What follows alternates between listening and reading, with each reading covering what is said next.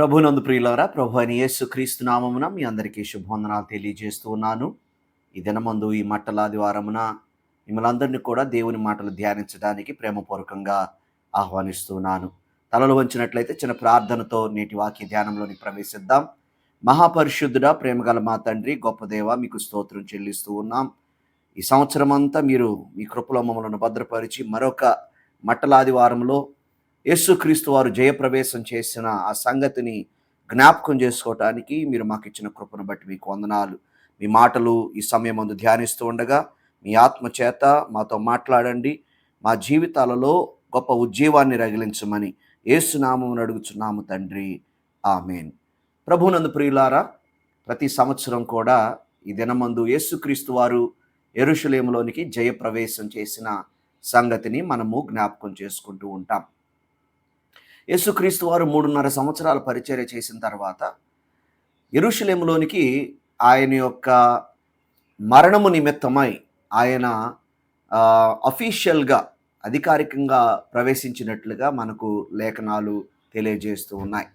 ఈ దినం మొదలుకొని ఈ వారం అంతా కూడా పరిశుద్ధ ఆదివారంగా ఈ వారమంతా కూడా పరిశుద్ధ వారంగా ఆయా సంఘాలు పాటించడం జరుగుతూ ఉంది. ఎందుకంటే ఈ వారంలో యేసుక్రీస్తు వారి యొక్క జీవితంలో ఆఖరి దినాల్లో ఆయన మరణించక ముందు జరిగినటువంటి ఆఖరి వారము, ఈ యొక్క వారంలో జరిగిన సంఘటనలు చాలా ప్రాముఖ్యతను సంతరించుకున్నాయి. అయితే ఈరోజు యేసుక్రీస్తు వారు యెరూషలేములోనికి ప్రవేశించిన దాన్ని మనం జయప్రవేశం అని పిలుస్తాం. ఎందుకంటే ఆయన 3.5 సంవత్సరాల పరిచర్య చేసి ఆయన విజయవంతమైనటువంటి ప్రవేశం యెరూషలేములోనికి చేసినట్లుగా మనం చూస్తున్నాం. గొప్ప విజయాన్ని సాధించిన రాజుగా తాను ప్రకటించుకుంటున్నట్లుగా మనం చూస్తున్నాం. సువార్తల్లో మనం చూసినట్లయితే యేసుక్రీస్తు వారు పలుమార్లు ఆయన మెస్సియా అని ఇతరులకు తెలియచేయవద్దు అని తన యొక్క శిష్యులతో చెప్పినట్లుగా మనం చూస్తున్నాం. చాలామంది స్వస్థత పొందిన తర్వాత కూడా యేసుక్రీస్తు వారు ఇతరులతో మీరు దీని గురించి చెప్పొద్దు అంటారు. ఎందుకంటే ఆయన కాలము రాకమునిపే ఆయన మరణం ఆయన చూడకూడదు కనుక ఆయన మెస్సియా అని లోకానికి అప్పుడే తెలియకూడదని యేసుక్రీస్తు వారు ఆ మెస్సియానిక్ సీక్రెట్ అంటారు, మెస్సియా రహస్యాన్ని ఉంచినట్లుగా మనం చూస్తాం. అయితే తగిన సమయం వచ్చినప్పుడు, ఆయన మరణానికి దగ్గరగా వచ్చినప్పుడు ఆయన తాను మెస్సియా అని, రాజులకు రాజు అని, ప్రభువులకు ప్రభు అని వెల్లడిపరచున్నట్లుగా మనం చూస్తున్నాం. ఇది ఏదో అకస్మాత్తుగా ఒకరోజు జరిగిన సంఘటన కాదు, కానీ మనం సువార్తల్లో చూస్తున్న రీతిగా ఆయన చేసినటువంటి ఈ పని ముందుగానే జకర్యా ప్రవక్త ద్వారా ప్రవచింపబడినట్లుగా ప్రవచనపు నెరవేర్పును బట్టి తద్వారా ఇశ్రాయేలు ప్రజలకు ఆయనే మెస్సియా అని ఆయన తెలియజేస్తున్నట్లుగా మనం అర్థం చేసుకోవచ్చు. జకర్యా గ్రంథము 9వ అధ్యాయంలో 9వ వచనంలో రాయబడిన మాట ఇక్కడ నెరవేర్పు జరుగుతున్నట్లుగా మనం చూస్తాం. సియోను నివాసులారా బహుగా సంతోషించుడి, యెరూషలేము నివాసులారా ఉల్లాసముగా ఉండుడి. నీ రాజు నీతిపరుడును రక్షణ గలవాడును దీనుడునై గాడిదను గాడిద పిల్లను ఎక్కి నీ వద్దకు వచ్చుచున్నాడు అన్న మాట మనం చూస్తాం. యేసుక్రీస్తు వారు గాడిదను గాడిద పిల్లను ఎక్కి నీ రాజు వచ్చుచున్నాడు. సహజంగా ఇశ్రాయేలు ప్రజలకు ఉన్నటువంటి ఆనవాయితీ ఏమిటంటే, రాజులు యుద్ధాలకు వెళ్ళేటప్పుడు గుర్రాల మీద వెళ్తారు, రథాల మీద వెళ్తారు, కానీ వారు సమాధానకరమైన పరిస్థితుల్లో ఉన్నప్పుడు వారి యొక్క ప్రాముఖ్యమైనటువంటి అధికారిక పనుల మీద వెళ్ళేటప్పుడు వారు గాడిదల మీద ప్రయాణం చేస్తూ ఉండేవారు. గాడిద అనేది వారి యొక్క దృష్టిలో సమాధానానికి గుర్తుగా ఉంటూ ఉన్నది. అయితే ప్రియులారా, యేసుక్రీస్తు వారు కూడా అదే పద్ధతిలో యెరూషలేములోనికి ప్రవేశిస్తూ ఉన్నారు. ఆయన వస్తూ ఉన్నప్పుడు ఆయన తన శిష్యులతో చెప్పినట్లుగా వారు గాడిదను తీసుకొని వచ్చారు. ఆయన యెరూషలేములోనికి ప్రవేశిస్తున్నప్పుడు అప్పుడు అనేక మంది యేసుక్రీస్తు వారి చుట్టూ గుమ్ముగూడి హోసన్నా హోసన్నా, ప్రభు పేరిట వచ్చువానికి జయము కలుగునుగా కానీ గొప్ప గొప్ప నినాదాలు చేసినట్లుగా మనం చూస్తూ ఉన్నాం. యేసుక్రీస్తు వారు కూడా వారిని వారించలేదు. పైగా మత నాయకులు యేసుక్రీస్తు వారికి చెప్పినప్పుడు, అయ్యా నీ శిష్యులు గొడవ చేస్తున్నారు, వాళ్ళని మౌనంగా ఉండమన్నప్పుడు వాళ్ళు మౌనంగా ఉంటే ఈ రాళ్ళు దేవుని స్తుతిస్తాయని యేసుక్రీస్తు వారు చెప్పినట్లుగా మనం చూస్తాం. అంటే వారు ఆయనకు స్తుతిని చెల్లించినప్పుడు ఆయన అంగీకరించినట్లుగా మనం చూస్తాం. తగిన కాలం వచ్చినప్పుడు ఆయన నేను రాజును అని ఆయన చెప్పకనే చెప్పినట్లుగా మనకు అర్థమవుతూ ఉంది. వారెన్ వెర్స్బీ కామెంటరీ చెప్పేది ఏంటంటే, ఆ దినాల్లో పస్కా పండుగను ఆచరించడానికి ప్రపంచవ్యాప్తంగా కూడి వచ్చినటువంటి యూదులు దాదాపుగా 2 మిలియన్ల ప్రజలు అక్కడ యెరూషలేము చుట్టూ ఉన్న గ్రామాల్లో వారు ఉండి ఉంటారు. అందులో అనేక మంది యేసుక్రీస్తు వారి గురించి విని ఆయన చూడటానికి అక్కడికి వచ్చారు. కొన్ని వందల మంది అక్కడ యేసుక్రీస్తు వారి చుట్టూ గుమిగూడి ఈ విధంగా కేకలు పెడతా ఉన్నారు. యేసుక్రీస్తు వారు కావాలనే ఆయన రాజుగా తను తాను ప్రకటించుకుంటున్నట్లుగా మనకు అర్థమవుతుంది. జకర్య గ్రంథంలో చెప్పబడినట్లుగా అదే రాజును, ఏ రాజు గురించి అయితే ఇక్కడ చెప్పబడుతుంది అదే రాజు నేను అని యేసుక్రీస్తు వారు చెప్పకనే చెప్తున్నారు అని మనకు తెలియజేయబడుతుంది. ఆయన ఎటువంటి రాజు అని మనం అర్థం చేసుకోవచ్చు అంటే, యేసుక్రీస్తు వారి యొక్క లక్షణాలు లేదా రానున్న రాజు యొక్క లక్షణాల గురించి ఇక్కడ చెప్పబడుచున్నటువంటి మాటలు ఏమిటంటే, ఆయన నీతిపరుడుగా రాబోతున్నాడు. నీ రాజు నీతిపరుడు.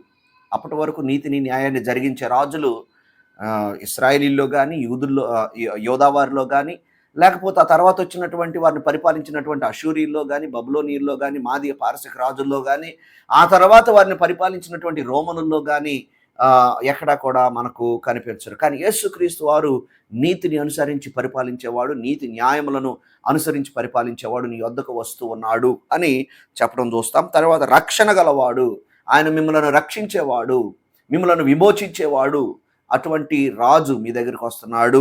తర్వాత ఆయన దీనుడిగా వస్తున్నాడు. 3 లక్షణాలు ప్రాముఖ్యంగా ఇక్కడ చూస్తున్నాం. ఆయన నీతి న్యాయాల గురించి చూస్తున్నాం, ఆయన యొక్క రక్షణ విజయాల గురించి మనం చూస్తున్నాం. అదే విధముగా ఆయన దీనత్వం గురించి మనం చూస్తున్నాం. యేసుక్రీస్తు వారు కూడా చెప్పారు కదా, ఆయన చెప్పిన మాట, నేను సాత్వికుడును దీన మనస్సు గలవాడును అన్న మాట ఆయన అంటారు. సహజంగా పరిపాలించేవారు, అధికారంలో ఉన్నవారు గర్విస్తూ ఉంటారు, వారు దీనులుగా ఉండరు. కానీ యేసుక్రీస్తు వారు దీనుడు. మనం చూస్తాం ఫిలిప్పీయులకు రాసిన పత్రిక 2వ అధ్యాయంలో కూడా దేవుడై ఉండి దేవునితో సమానముగా ఉండేటువంటి భాగ్యాన్ని విడిచిపెట్టుకొని కూడనేటువంటి భాగ్యముగా ఆయన ఎంచుకోలేదు. కానీ దాసుని స్వరూపం ధరించి, మానవుల స్వరూపం ధరించి లోకానికి వచ్చి సిలువలో ఆయన ప్రాణాన్ని అర్పించి భయంకరమైనటువంటి క్రూరమైన మరణాన్ని ఆయన అనుభవించాడు. ఎందుకు అంటే మనకు రక్షణను, విమోచనను అనుగ్రహించడానికి. కనుక ఆయన నీతిపరుడు, రక్షణ గలవాడు, దీనుడై ఆయన గాడిద పిల్ల మీద ఎక్కి నీ దగ్గరికి వస్తున్నాడు అని చెప్తూ చెప్పే మాట ఏమిటంటే, సియోను నివాసులారా బహుగా సంతోషించుడి అంటాడు. బహుగా సంతోషించుడి. ప్రియులారా, అలాంటి రాజు ఉన్నప్పుడు ప్రజలు సంతోషిస్తారు.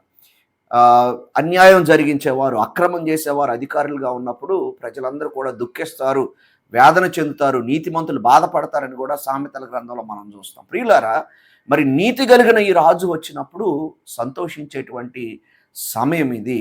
ఆ రాజు తను తాను ఆ రోజు ప్రత్యక్షపరుచుకున్నాడు. ఆయన సిలువలో ఆయన ప్రాణాన్ని పెట్టాడు.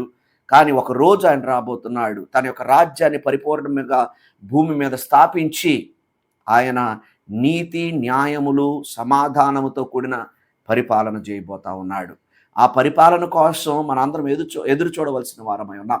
దాని కొరకు మనల్ని మనము సిద్ధపరచుకోవలసిన వారమై ఉన్నాం. 2000 సంవత్సరాల క్రితము ఆయన వచ్చిన సంగతి మనం ఎలా జ్ఞాపకం చేసుకుంటున్నామో, ఆయన త్వరలోనే రానై ఉన్నాడు అన్న సంగతిని కూడా మనం జ్ఞాపకం చేసుకొని, ఆయన ఈ లోకమంతటిని పరిపాలించబోతున్నాడని జ్ఞాపకం చేసుకొని, ఆ రాజుకు మనల్ని మనము లోబరుచుకొని ఆ రాజు యొక్క అధికారం కింద మనం బ్రతికినంత కాలం బ్రతుకుతాము. ఆయన తిరిగి వచ్చినప్పుడు మరలా ఆయన తిరిగి సమాధిలో నుండి లేపి ఆయనతో కూడా జీవింపచేస్తాడు అన్న విషయాన్ని కూడా మనము జ్ఞాపకం చేసుకోవాలి. కనుక రారాజుగా తను తాను ఆయన ప్రత్యక్షపరుచుకున్నాడు. ఆయన రానున్న రాజు, ఆయన రాబోతున్నటువంటి రాజు, ఆయన రాజ్యము కొరకు మనం ఎదురు చూస్తూ మన ఆత్మీయ జీవితాలను కట్టుకుందాం. అటువంటి కృప దేవుడు మనందరికీ అనుగ్రహించునుగాక. ఆమేన్. మహాపరిశుద్ధుడ, ప్రేమగల మా తండ్రి, నీ కుమారుడైన యేసుక్రీస్తు వారిని ఈ లోకానికి మా కొరకు పంపించావు, నీకు వందనాలు ప్రభువా. ఆయన లోకానికి వచ్చి మా కొరకు శిలువ శ్రమలను అనుభవించి, ఆయన రక్తాన్ని కార్చి మమ్మల్ని విమోచించి, ఆయన మరణించి తిరిగి లేచి పరలోకానికి ఆరోహణమై వెళ్ళాడు. ఒకరోజు ఆయన తిరిగి రాబోతున్నాడు. 2000 సంవత్సరాల క్రితం ఏ విధంగానైతే లేఖనాలను నెరవేర్చడానికి ఆయన ఏ విధంగానైతే దీనుడిగా వచ్చి ప్రభువా ఆయన తన ప్రాణాన్ని అర్పించాడు, ఈసారి అలాగా ఆయన రాబోతున్నాడు. ఆయన తీర్పు తీర్చడానికి గర్జించు సింహంగా రాబోతున్నాడు. ఆయన కొరకు మేము ఎదురు చూడటానికి, ఆయన కొరకు మేము సిద్ధపడటానికి, మా ఆత్మీయ జీవితాలను సిద్ధపరచుకొని ఆయన కొరకు ప్రభు మేము ఎదురు చూస్తూ జీవించడానికి అటువంటి కృపను మీరు అనుగ్రహించమని ఈ యొక్క మట్టల ఆదివారమున యేసుక్రీస్తు వారిని ఆ దినమున్నటువంటి ప్రజలు స్తుతించినట్లుగా మా జీవితం అంతా కూడా ఒక ఆరాధనగా చేసి ప్రభు ఆయనను ఆరాధిస్తూ, నిన్ను ఆరాధిస్తూ మేము ఆ జీవితాలు గడుపుతూ ఆయన రాకడ కొరకు ఎదురు చూడటానికి కృపనిమ్మని యేసు దివ్య నామమున అడిగి వేడుకొంచున్నాము తండ్రి. ఆమేన్. మన తండ్రి అయిన దేవుని ప్రేమయు, కుమారుడైన క్రీస్తు వారి కృపయు, పరిశుద్ధాత్మని సహవాసం సదాకాలం మనందరికి తోడై కాపాడును గాక. ఆమేన్.